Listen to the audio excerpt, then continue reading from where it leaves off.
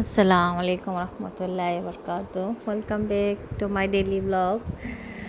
আজকে হচ্ছে যে আপনাদের কাছে একটা কোয়েশ্চেন রইল।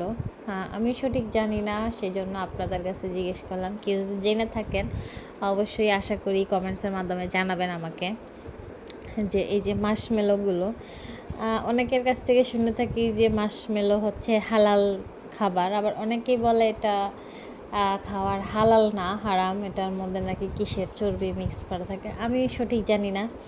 তো হচ্ছে যে যেহেতু ছোট বাচ্চার মা, তো বাচ্চারা হচ্ছে যে দোকানে গেলে এগুলো এই সমস্ত খাবারের দিকে কিন্তু আকৃষ্ট বেশি থাকে, ওরা দেখলেই হচ্ছে এগুলো খেতে চায়। আর দ্বিতীয়ত হচ্ছে যে জেলি, অনেকে বলে জেলিটিং পাউডারটা নাকি হালাল না।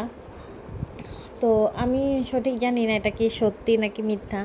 তো কেউ যদি জেনে থাকেন, আমি মানে কি বলবো, আপনাদের কাছে অবশ্যই আশা করি যে কমেন্টসের মাধ্যমে আমাকে জানাবেন। কারণ একটা মানুষ যদি একটা জিনিস না জানে, অবশ্যই আরেকজন যদি জানায় তাহলে কিন্তু বুঝতে অনেক সুবিধা হয়।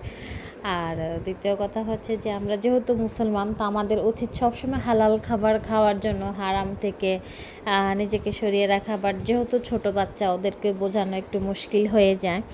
তো হচ্ছে যে এই জন্যই আর কি আপনাদের কাছে কোয়েশ্চেন, যে জেলিটিং পাউডার দেন হচ্ছে যে মাশমেলো, এগুলো কি হালাল নাকি হারাম। তো আমি সঠিক জানি না, সেই জন্য হচ্ছে যে কালকে অনেক মানে জোরাজোরি করতেছিল, আম্মু খাবো খাবো। আমি এর আগে কখনোই কিনে দিইনি, বাট কালকে অনেকবার বলার পরে হচ্ছে যে কিনে দেওয়া হয়েছিল।